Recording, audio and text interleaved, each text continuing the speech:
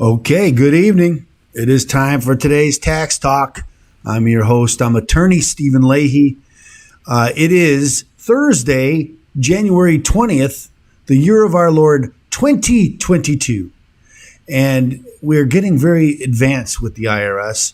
They're starting talking about facial recognition and how you're going to be able to access your documents. Well, that's what we're going to talk about today. Won't you join us?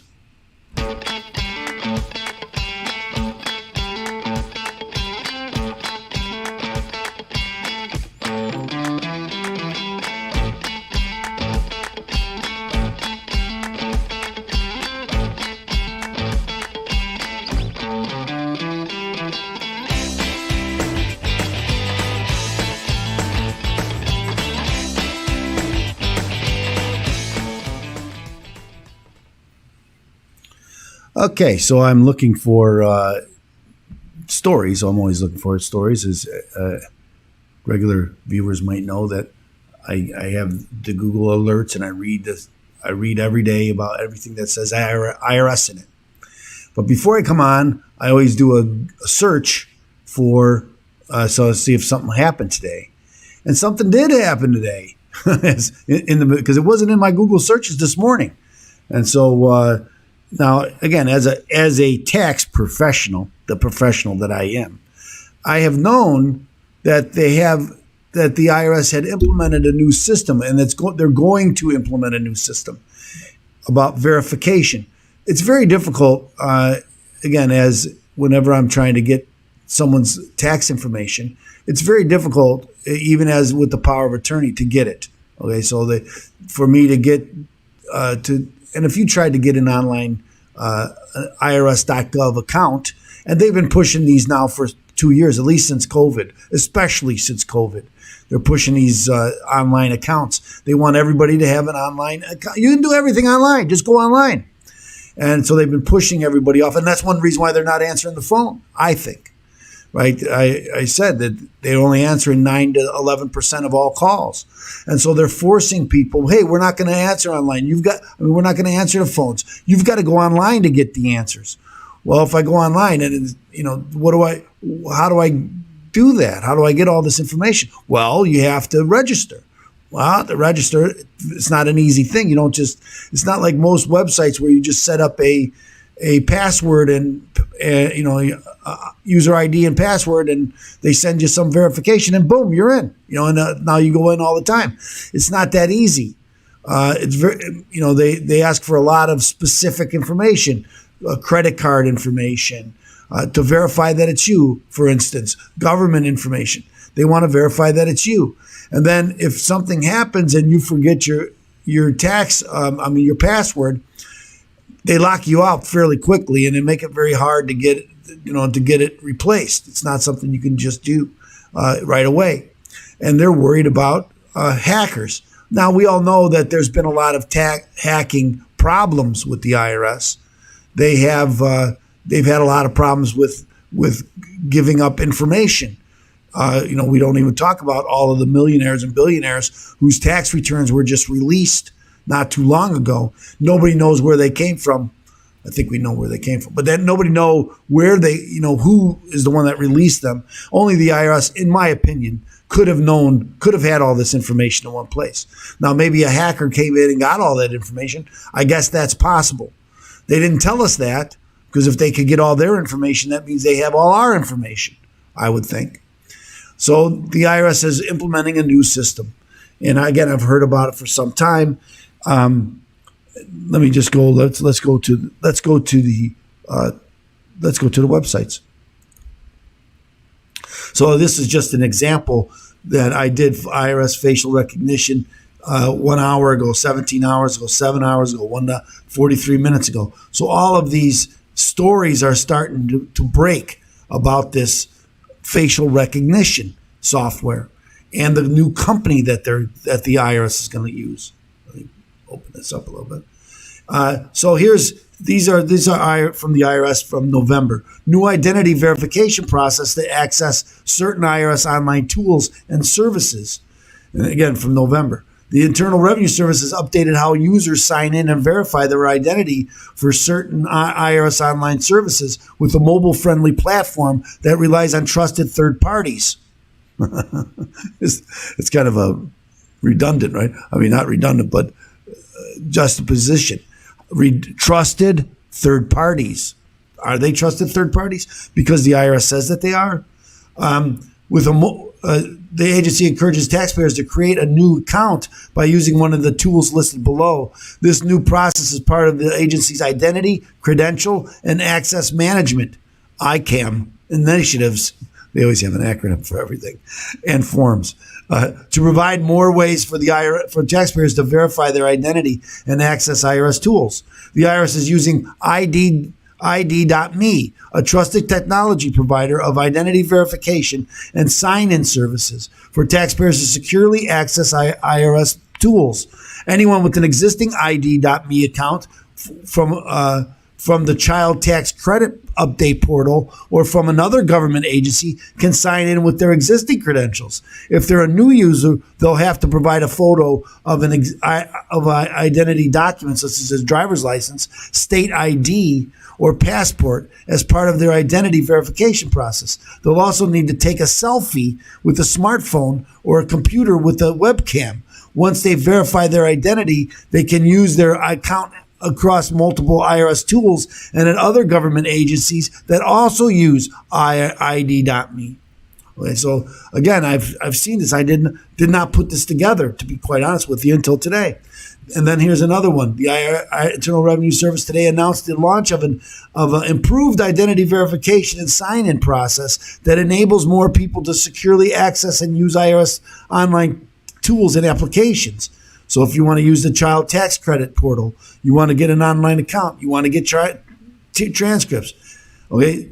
Identity verification is critical to protect taxpayers and their information. The IRS has been working hard to make improvements in this area, and this new verification process is designed to make IRS online applications as secure as possible for people.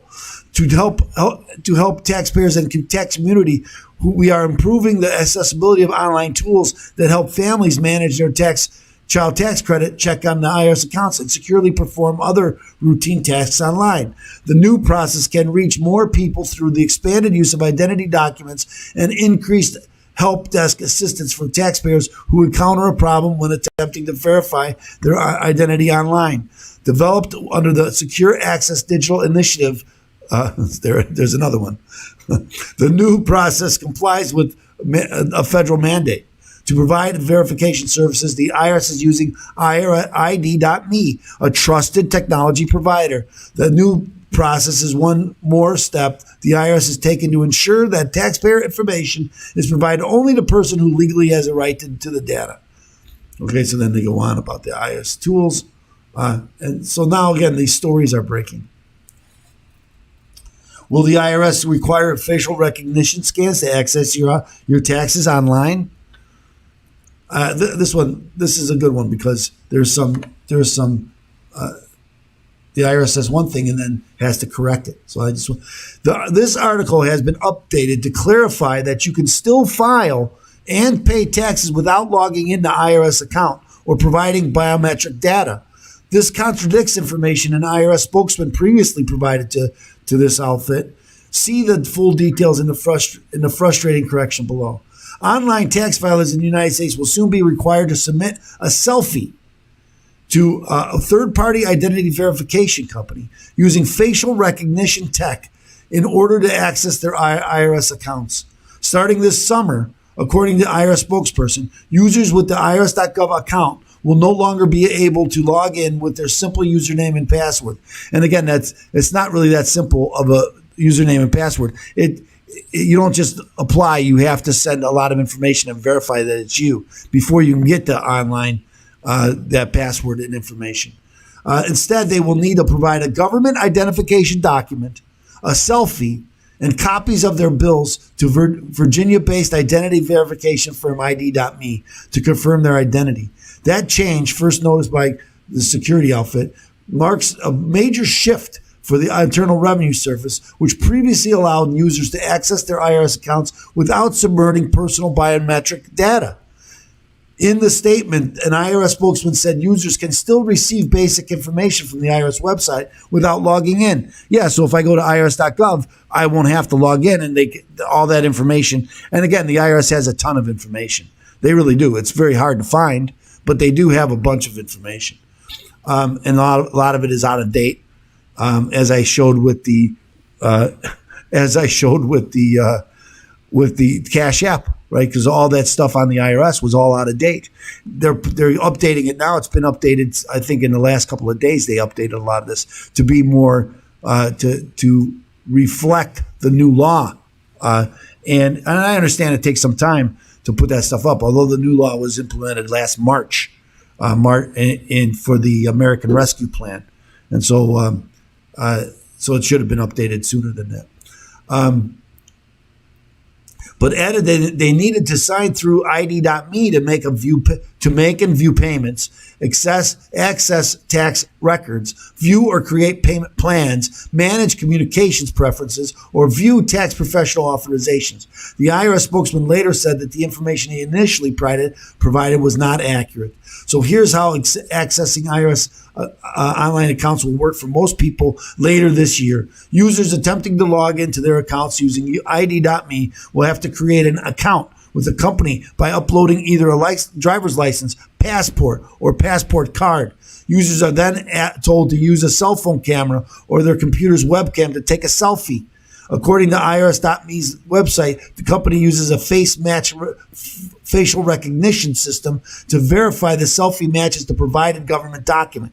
If approved in ID.me's system, users can then use these credentials to verify their identity across any ID.me's partners. If ID.me's system fails to verify a selfie or flags other issues that could be considered fraud, the user may then join a recorded video call with an ID.me representative called a trusted referee.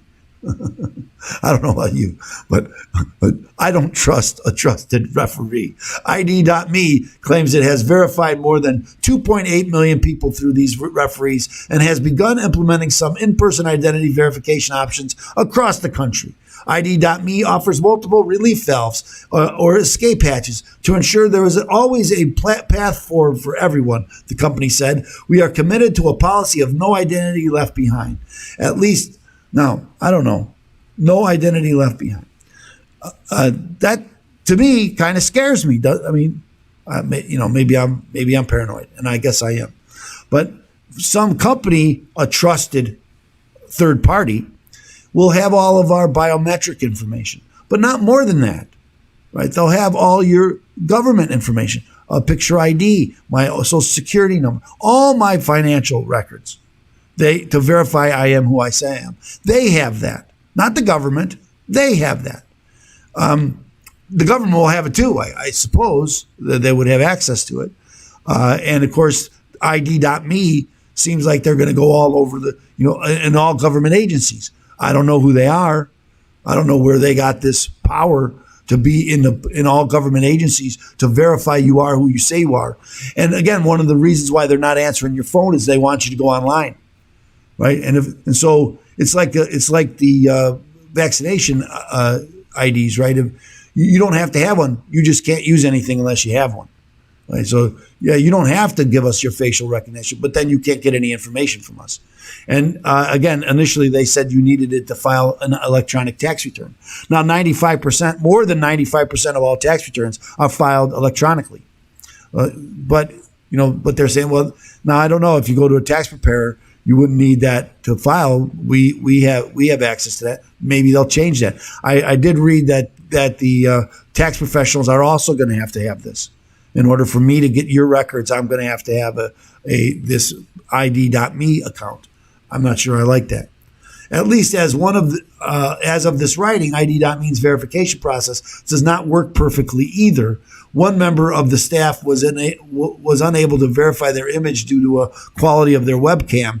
Unable to resolve the issue, the person opted to ditch the digital system entirely and file their payment by mail.